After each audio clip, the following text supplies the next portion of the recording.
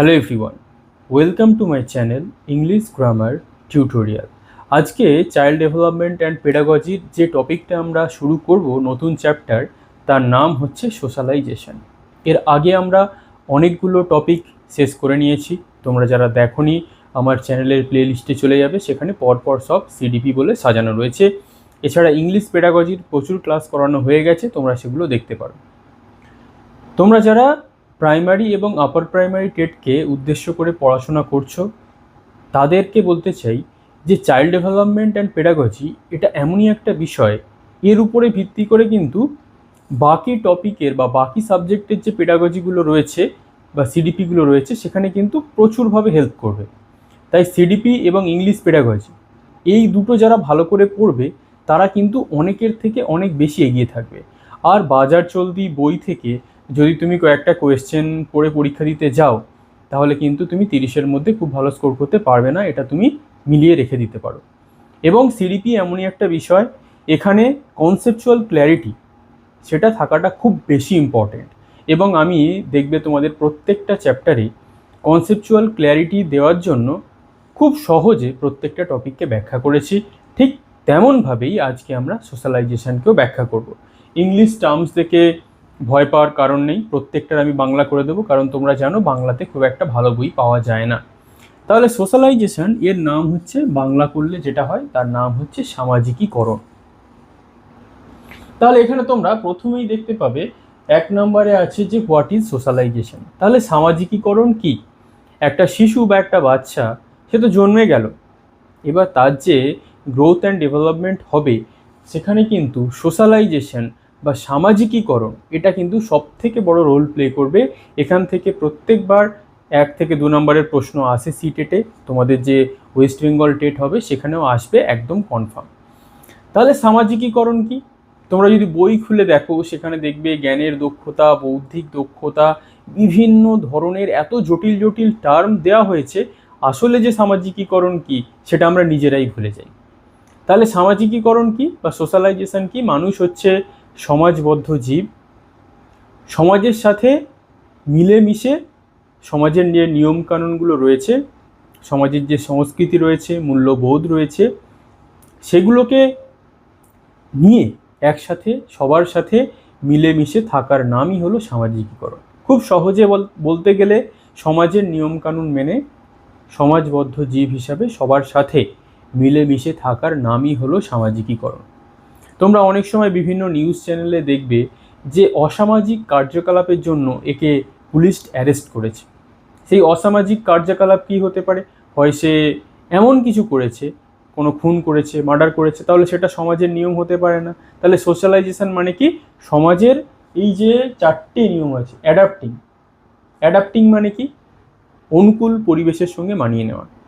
তাহলে তুমি যে সমাজে জন্মগ্রহণ করেছো, সেই সমাজের পরিবেশের সঙ্গে তোমাকে মানিয়ে নিতে হবে। তারপরে কি? সোশ্যাল নর্মস, সেই সমাজে যে নিয়মকানুনগুলো রয়েছে বা তার যা আইনগুলো রয়েছে, সেই আইন মেনে তোমাকে চলতে হবে। তারপরে কি? ভ্যালুজ কি? আমাদের সমাজের যে ন্যায় নৈতিকতাগুলো রয়েছে, অনেকে দেখবে টাকা ইনকাম করার জন্য যারা চুরি করে, তাহলে সেটা কি তোমার ভ্যালুজ তৈরি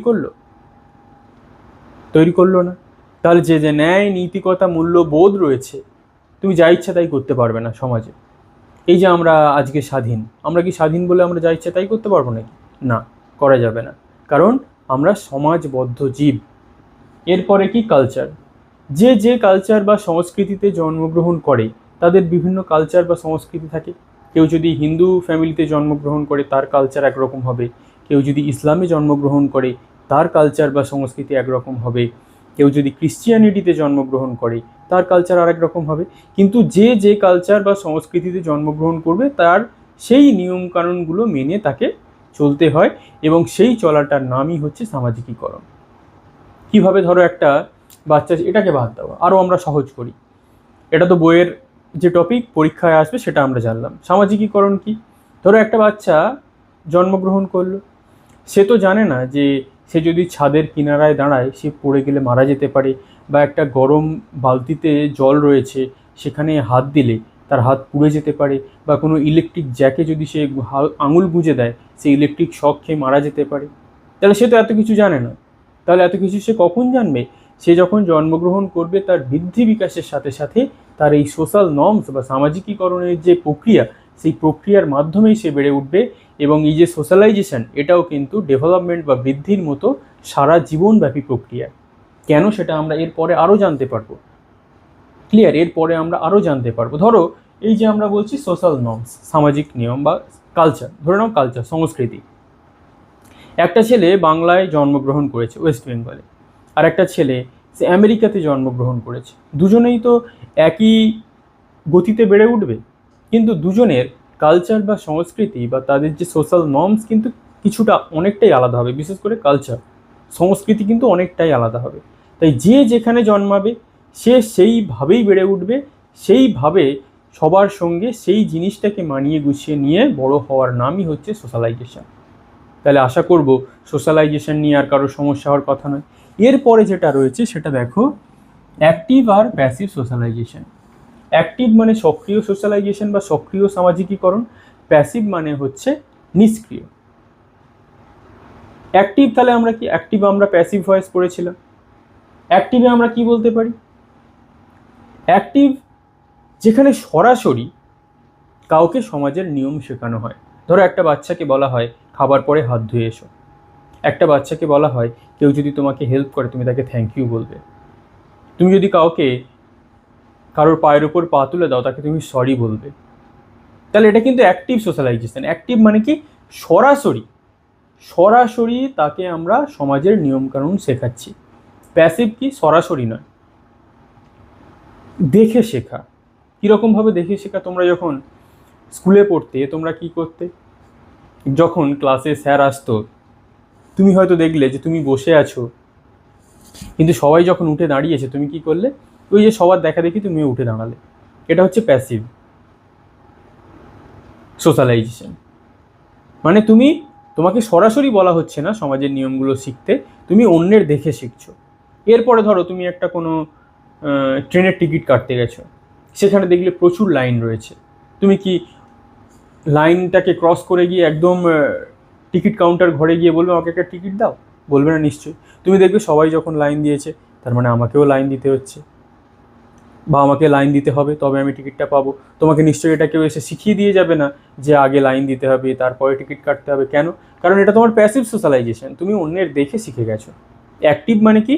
তোমাকে সক্রিয়ভাবে শেখানো হচ্ছে। প্যাসিভ মানে কি? যেখানে তোমাকে সক্রিয়ভাবে শেখানো হয় না, তুমি অন্যের দেখে সেই নিয়মকানুনগুলো নিজের মধ্যে আয়ত্ত করো। আশা করছি কোনো সমস্যা থাকার কথা নয়। নেক্সট হচ্ছে টাইপস অফ সোশ্যালাইজেশন। এটা একটু আমাদের ভালো করে জানতে হবে।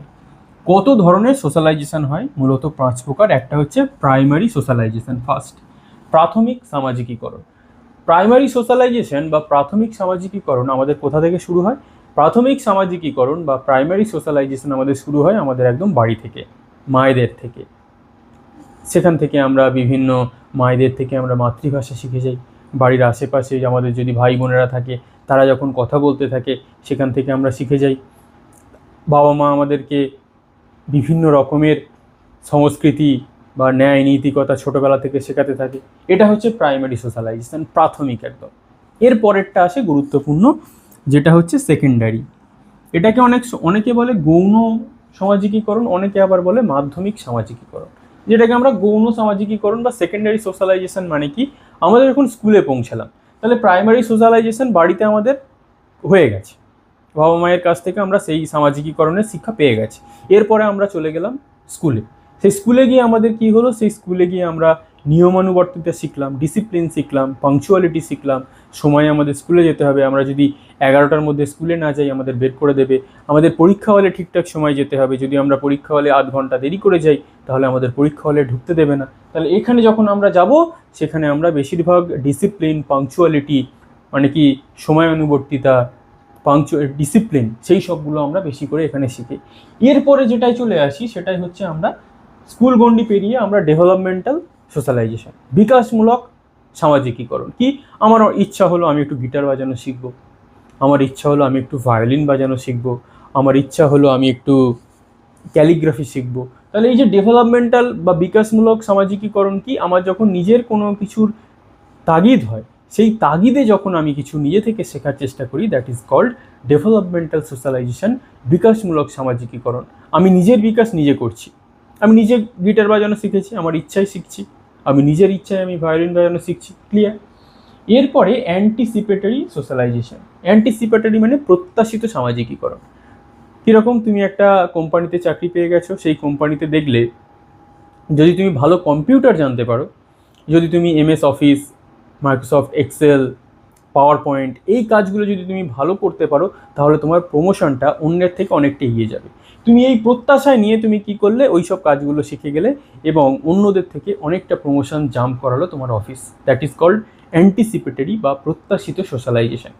এরপরে আবার একটা গুরুত্বপূর্ণ সোশ্যালাইজেশন এসে যায়, সেটা হচ্ছে রিসোশ্যালাইজেশন, পুনর্সামাজিকীকরণ। পুনর্সামাজিকীকরণ কি, এই যে তুমি ভারতবর্ষে জন্মগ্রহণ করেছো বা ওয়েস্ট বেঙ্গলে জন্মগ্রহণ করেছো, তুমি এখানকার সংস্কৃতি নিয়ে 25 বা 30 বছর ধরে বড় হলে, তোমার মধ্যে একটা বাংলা সংস্কৃতি তোমার মধ্যে একদম গেঁথে গেছে। তাহলে তোমার রিসোশ্যালাইজেশন কি করে হবে, আবার কি করে সামাজিকীকরণ হবে? দেখা গেল তুমি খুব ভালো পড়াশোনা করেছো বা কোনো সফটওয়্যার ইঞ্জিনিয়ার হয়ে গেছো বা অন্য কিছু হয়ে বড় বিজনেসম্যান হয়ে গেছো, তুমি আমেরিকা বা ইংল্যান্ডে শিফট করে গেছো, তুমি সেখান থেকে আর বাড়িতে ফিরবে না বা দেশে ফিরবে না। তাহলে যখন তুমি ইংল্যান্ড বা আমেরিকাতে শিফট করে গেলে, তোমার আবার রিসোশ্যালাইজেশন করতে হবে, তোমার পুনর্সামাজিকীকরণের প্রয়োজন রয়েছে। কারণ ওখানের যে কালচার, ওখানের যে ভ্যালুস, ওখানের যে সোশ্যাল নর্মস, যেটা আমরা প্রথমেই পড়ে নিয়েছি, সেটা আমাদের বাংলার থেকে অনেকটা আলাদা হবে। এখানকার সাথে সেটাকে আমরা খুব একটা মেলাতে পারবো না। তাই তখন তোমাকে আবার কি করতে হবে, তোমার রিসোশ্যালাইজেশন হবে, তোমার পুনর্সামাজিকীকরণ হবে, যেখানে তুমি যা বাংলাতে সমাজবদ্ধ জীব হিসাবে যা যা তুমি প্র্যাকটিস করেছিলে, সেখানে গিয়ে আরও ঘষা মাজা করে তোমাকে পুনর্সোশ্যালাইজেশন করে ওখানকার মতো সামাজিকবদ্ধ বা সমাজবদ্ধ জীব হিসাবে আবার নিজেকে প্রতিষ্ঠা করতে হবে। That is called resocialization. আশা করছি কোনো সমস্যা থাকার কথা নয়। এরপরে আর দুটো ইম্পর্টেন্ট আছে, এজেন্ট অফ সোশ্যালাইজেশন। অর্থাৎ আমাদের যে সামাজিকীকরণ রয়েছে, সেই সামাজিকীকরণের বাহক বা কিভাবে সামাজিকীকরণ আমাদের মধ্যে প্রবেশ করে, তার কয়েকটা এজেন্ট রয়েছে, দুটো। একটা হচ্ছে অ্যাক্টিভ এজেন্ট আর একটা হচ্ছে প্যাসিভ এজেন্ট। অ্যাক্টিভ মানে আমরা অলরেডি দেখে নিয়েছি, সক্রিয় এজেন্ট বা সক্রিয় বাহকগুলো কোনটা, যেটা সরাসরি আমাদেরকে আমাদের সোশ্যালাইজেশনে সাহায্য করে, যেটা একটু আগে আমরা পড়েছি, কিন্তু এটা আমরা একটু ডিপলি পড়ব। সেই অ্যাক্টিভ এজেন্টের মধ্যে ফার্স্ট হচ্ছে আমাদের ফ্যামিলি। তাহলে ফ্যামিলিতে আমাদের বাবা মা দাদা বোন যারাই থাকবে, তারা প্রথম আমাদের সামাজিকীকরণের কাজটা করবে। সেখান থেকেই আমাদের শিক্ষা, সামাজিকীকরণের ন্যায় নীতি মূল্যবোধ সবটা তৈরি হবে। এরপরে যখন আমাদের বন্ধুদের মধ্যে চলে যাব, যখন আমরা বন্ধুদের মধ্যে গেলাম বা পিয়ার গ্রুপের মধ্যে গেলাম, তখন আমাদের মধ্যে কি তৈরি হবে, আমাদের মধ্যে একটা জেতার জেদ তৈরি হবে। কোথা থেকে আসবে, আমরা বিভিন্ন জায়গায় মাঠে ঘাটে খেলাধুলা করব, যখন দুটো আলাদা টিম হয়ে যাবে, তখন আমার মনে কি জাগবে, আমাকে ওই টিমটাকে হারাতেই হবে। যখন আমাদের ক্রিকেট খেলা হচ্ছে বন্ধুদের মধ্যে, তখন আমাকে মনে করতেই হবে যে ওই টিমটাকে আমাকে হারাতে হবে। তাহলে নিজেদের মধ্যে একটা জেতার জেদ তৈরি হবে, সেটা হচ্ছে আমাদের অ্যাক্টিভ সোশ্যালাইজেশন বা অ্যাক্টিভ এজেন্টের কাজ করবে।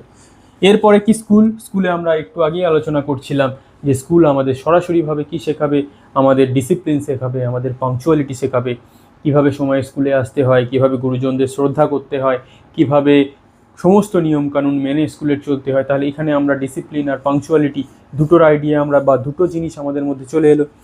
এরপরে এগুলো কিন্তু আমাদের অ্যাক্টিভ এজেন্ট, আমাদের কিন্তু সরাসরি আমাদেরকে সামাজিকীকরণে সাহায্য করলো।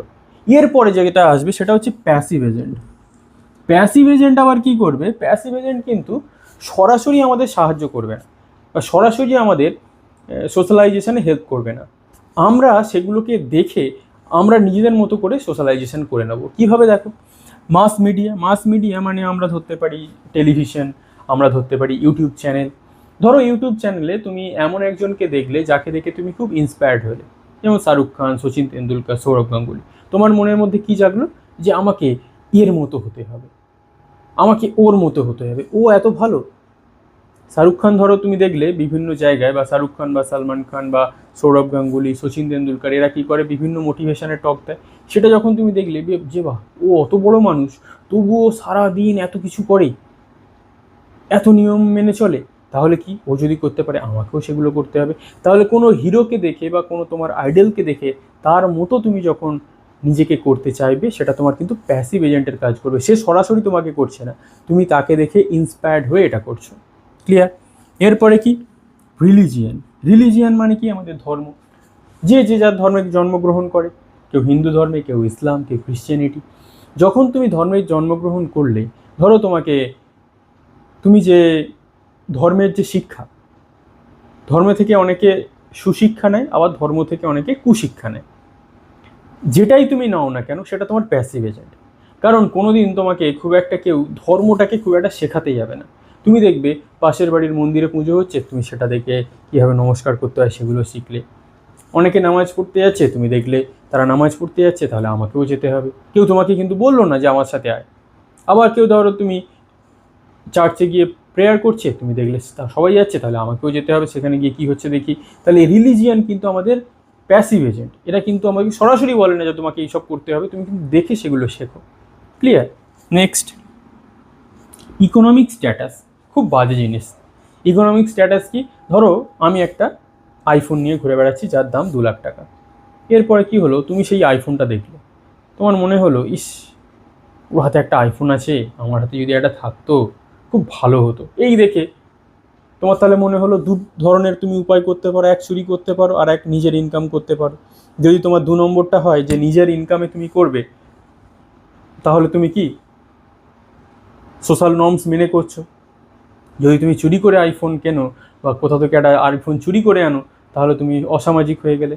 তাহলে তুমি সোশ্যাল নর্মস কিন্তু আমাদের দুভাবে আমাদেরকে গণ্ডগোল করতে পারে। এক, আমি সেটা দেখে নিজের ইনকাম করে নিজে কষ্ট করে কিনলাম, এটা তুমি খুব ভালো কাজ করলে। কিন্তু যদি তুমি চুরি করে আনো, সেটা তুমি অসামাজিক কাজ করলে, পুলিশ তোমাকে ধরে নিয়ে যাবে। ক্লিয়ার? Next, language. ল্যাঙ্গুয়েজটা কীভাবে? ধরো আমাদের বাঙালিদের মধ্যে একটা হীনমন্যতা আছে, যখন আমরা কাউকে ইংলিশ বলতে দেখি তখন আমার মনে হয় ইস, যদি আমি তার মতো ইংলিশ বলতে পারতাম। এখানেও দুজন আছে, কীরকমভাবে দুপক্ষ আছে। এক পক্ষ তারা কি করবে, আমাকে তার মতো হতে হবে, আমাকেও স্মার্ট হতে হবে, আমি খুব কষ্ট করে ইংলিশটা শিখে নিলাম। আরেকজনেরও ইংলিশ বলার ইচ্ছা হচ্ছে, কিন্তু তার মনে হচ্ছে যে এত কিছু করতে হবে, এই করতে হবে, ওই করতে হবে, থাক, ইংলিশ বলে কি হচ্ছে, কে কত বড়লোক হয়েছে। তাহলে দুভাবে কিন্তু আমাদের ল্যাঙ্গুয়েজ আমাদেরকে সোশ্যালাইজেশনে কাজ করে। Clear? Next, legal system. Legal system, রাস্তা দিয়ে যাচ্ছ, দেখলে তোমার রেড লাইট সিগন্যাল পড়ে গেছে। তাহলে রেড লাইট যখন সিগন্যাল পড়ে গেল, তার মানে তোমাকে বুঝিয়ে দেওয়া হলো যে তুমি তারপরে আর গাড়ি চালাতে পারবে না, তোমাকে গাড়িটা থামাতে হবে। এবার কিছু পাকা লোকজন থাকবে, তারা কি করবে, পুলিশ কি করে দেখে নেবো, চলে গেল সিগন্যাল ব্রেক করে, ব্যাস পুলিশ ধরে পুরে দিল লক আপে। তাহলে লিগাল সিস্টেম মানে কি, আমরা যেহেতু সমাজবদ্ধ জীব, আইন যা আমাদেরকে তৈরি করা হয়েছে সেই আইন মেনে সমাজবদ্ধ জীব হিসাবে আমাদের সবাইকেই চলতে হবে। তাহলে প্যাসিভ এজেন্ট কীভাবে কাজ করে? আইন কিন্তু তোমাকে বলবে না, তোমাকে কেউ এসে বলে দেবে না যে লাল লাইট জ্বললে তোমাকে থামাতে হবে। তোমাকে কিন্তু ওটা রাস্তায় গিয়ে বুঝে নিতে হবে যে সবাই লাল লাইট জ্বলেছে মানে সবাই থেমে গেছে। তোমাকে কিন্তু এসে কেউ শিখিয়ে দিয়ে যাবে না। ক্লিয়ার? তাহলে এই ছিল আমাদের সোশ্যালাইজেশন। এর বাইরে প্রশ্ন আসার কোনো সম্ভাবনা নেই। এখান থেকেই সোশ্যালাইজেশন বা সামাজিকীকরণের যা আসার আসবে। ক্লিয়ার? যদি কোনো মনে হয় তোমাদের সমস্যা থাকলেও, আশা করছি আমি যেভাবে তোমাদেরকে লেকচারটা দেওয়ার চেষ্টা করি, তোমরা কোনোভাবেই ডাউট থাকার কথা নয়, কিন্তু আবার এটাও নয় যে ডাউট একদমই থাকবে না। যদিও তোমাদের কোনো মনে হয় যে কোনো জায়গায়, কোনো টপিকে বা কোনো পোর্শনে তোমার ডাউট রয়ে গেছে, তুমি কিন্তু অবশ্যই আমাকে কমেন্ট করে জানাবে যে স্যার আমার এই জায়গায় ডাউট রইলো, আপনি আরেকবার আমাকে কমেন্টে বলে দিন। তাহলে কিন্তু আমি অবশ্যই সেই কমেন্ট দেখে সেখানে ডাউটটাকে যতটুকু পারবো ক্লিয়ার করে দেওয়ার চেষ্টা করব। তাহলে আজ এই পর্যন্তই, পরের টপিকে খুব শীঘ্রই দেখা হবে। Thank you for watching.